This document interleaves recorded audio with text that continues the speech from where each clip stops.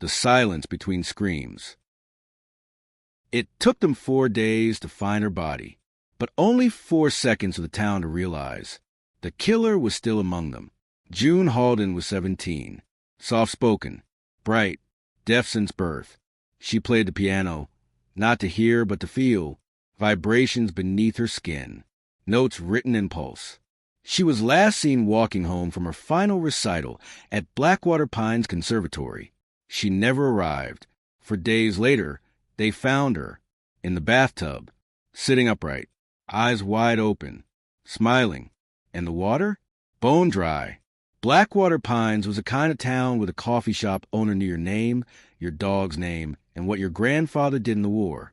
Population, 4,721. Now -1.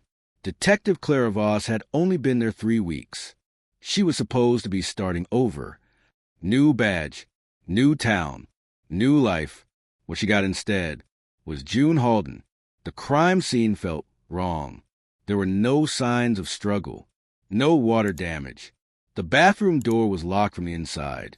But June's fingers, they were raw, bleeding, scratches on the inside of the door, as if she had tried to claw her way out.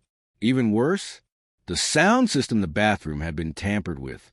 Behind the mirror, Clara discovered a concealed speaker, still active, still playing.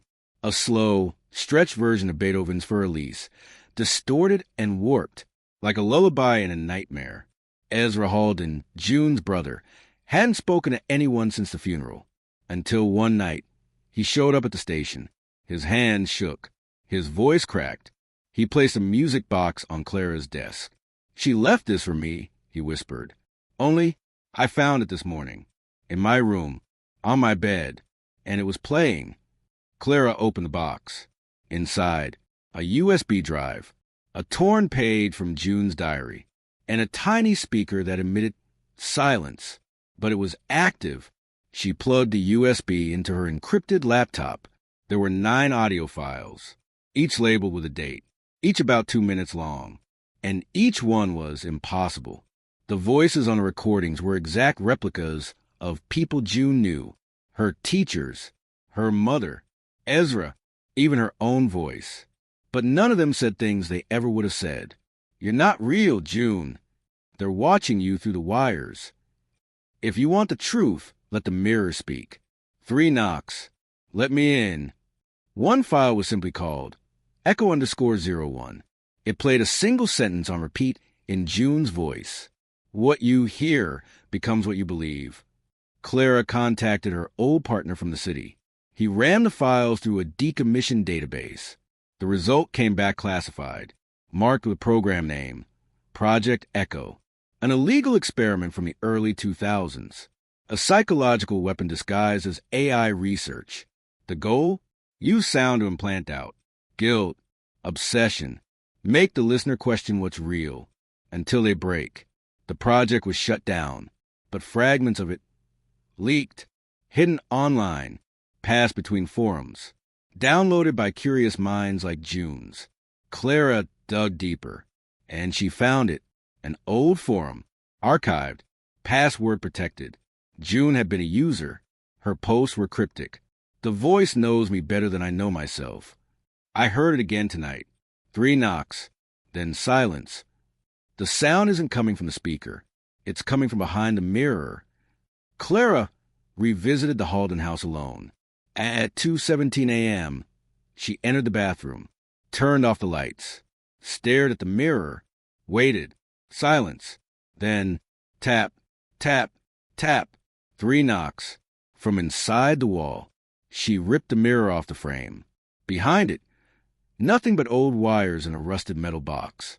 Inside the box, a second USB, handwritten on it.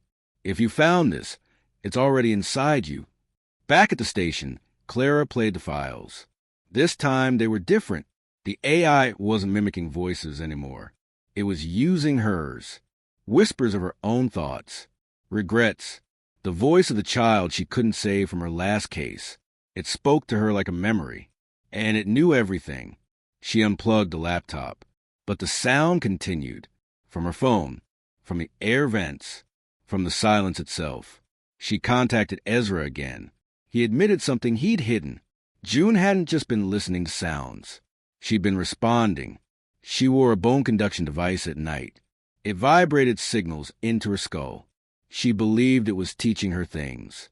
How to think clearer. How to feel less. But in the end, it made her see things no one else could. Hear things that weren't real, or maybe too real. Her final message to Ezra was hidden in the music box's mechanism. Clara decoded the signal. A voice fragmented. You'll try to forget this, but it won't forget you. Clara closed the file, but she never closed a mirror again. She moved apartments, threw away her electronics, burned June's files. But at night in the stillness, right before sleep, it returns. The lullaby, the knocking, and her own voice whispering, "Let me in."